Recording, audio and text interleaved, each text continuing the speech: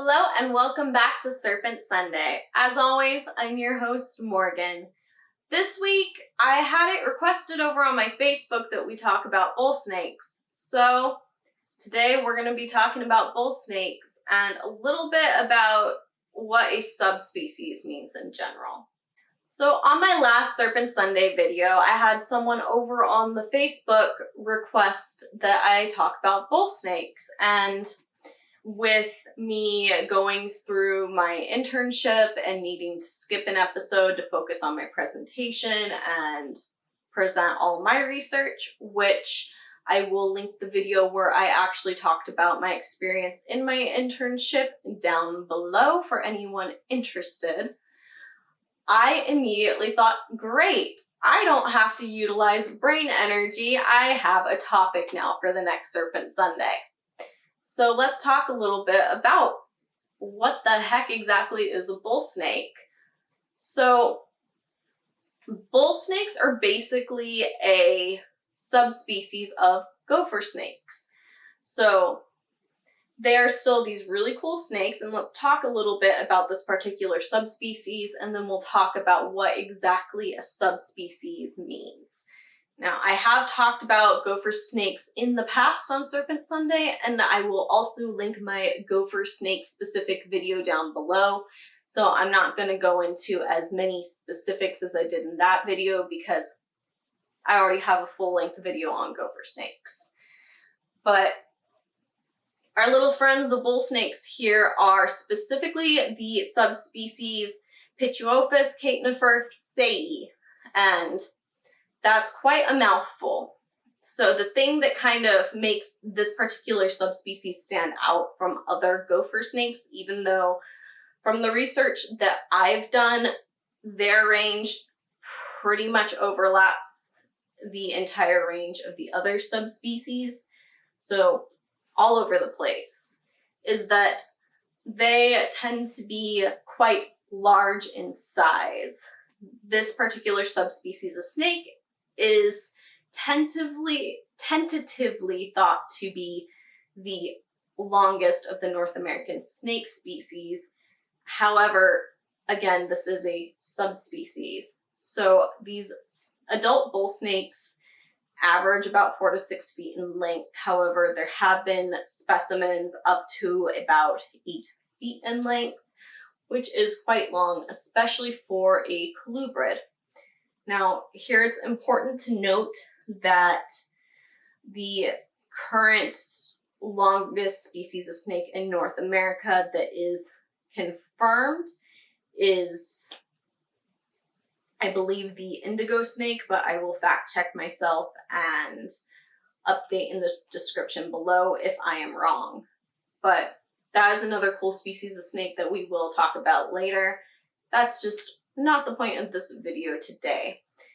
And rattlesnakes are known to be the heftiest snake in North America. Certain species of rattlesnake do get quite bulky. They are chunky boys. But yeah, bull snakes are pretty cool. This particular subspecies does rival the indigo snake for the longest snake in North America, which is pretty cool because on average, indigo snakes are longer than any other species in North America. But bull snakes, again, they are gopher snakes. They are known to eat gophers and other small mammals. They are known to take shelter in the burrows of small mammals. But an interesting thing about bull snakes is that according to what I have read, there is some evidence that they may be a little more defensive than other gopher snake subspecies, as well as that increased size. So they are pretty cool snakes, but again, pretty much everything about them I covered in my gopher snake video. So if you want a little more specifics, go ahead and check out that video. So let's talk a little bit about what a subspecies is exactly. So I'm sure everyone kind of understands what a species is. Taxonomy is this lovely, confusing branch of science where you're kind of trying to arrange things into group and hierarchy and figure out what's related to what and how far back, and it's constantly being rewritten and changing as new kind of information comes along, as different genetic modeling is done, as new fossils are found.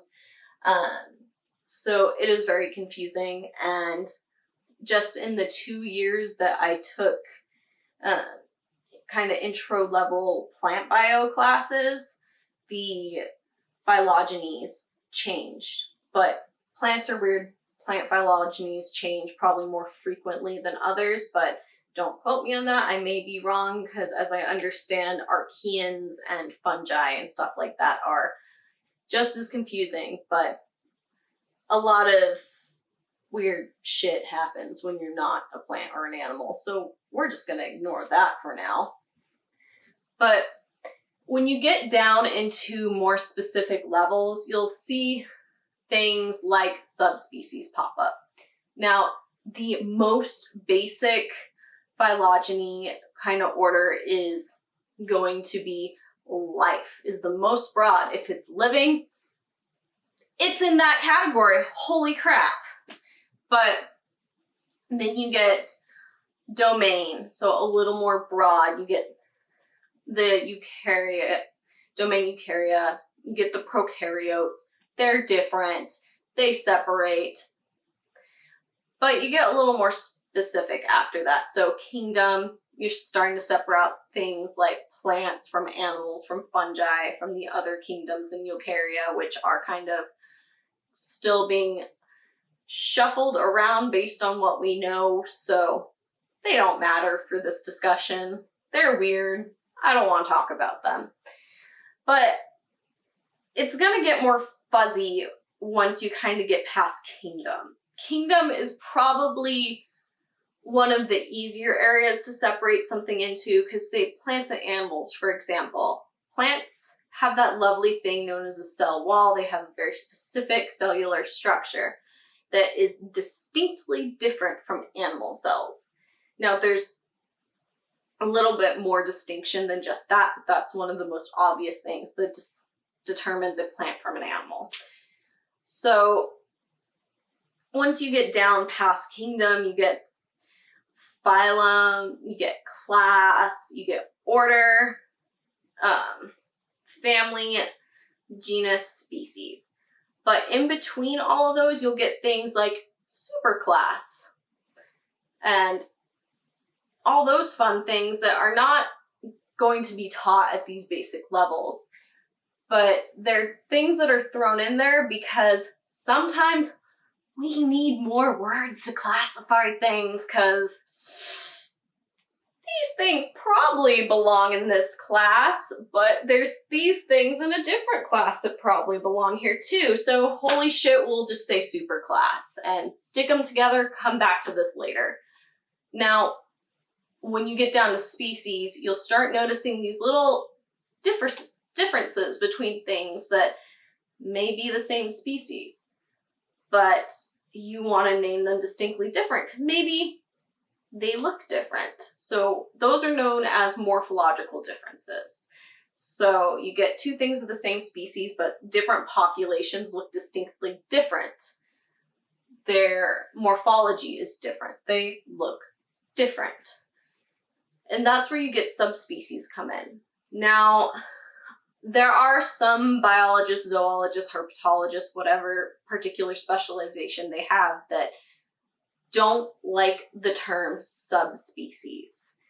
And I myself have talked to some, specifically a herpetologist, that hates the term subspecies. And I can't necessarily say that I disagree, because most of the time subspecies, while it is useful for determining a specific population of a species, if you're using a subspecies, you know exactly what population you're talking about of certain things, like say rubber boas. Rubber boas, there are a few very specific subspecies throughout California specifically, and if you use a subspecies, you know which isolated population you're talking about. But when you're talking about things like gopher snakes, whereas from what I can see, this bull snake, this subspecies, overlaps a lot with the other subspecies, it starts to become nonsensical. And you're like, okay, yeah, sometimes we get a really big gopher snake, but it could be useful, and the jury's still out on all this taxonomy stuff. So bull snakes, they're super cool. They're another gopher snake.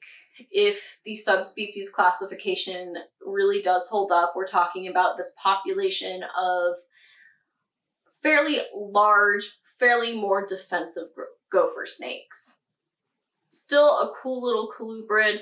They challenge indigo snake for the longest snake in North America, but keep in mind that subspecies doesn't necessarily talk about or doesn't necessarily describe something distinctly different from another subspecies under that same species umbrella.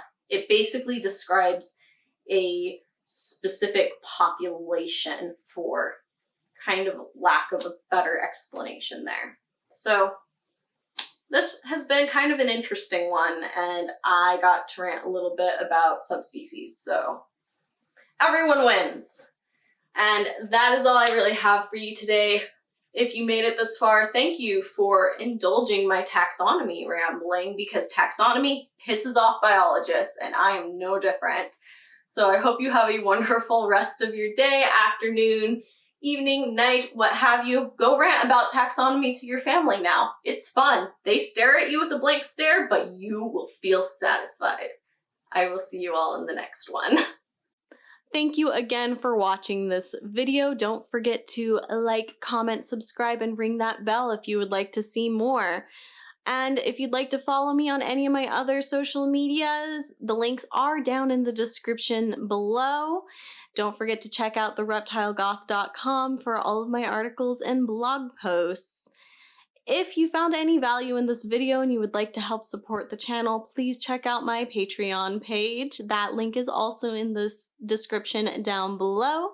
And a special thanks goes out to my Diamond Dragon patron, Diane V.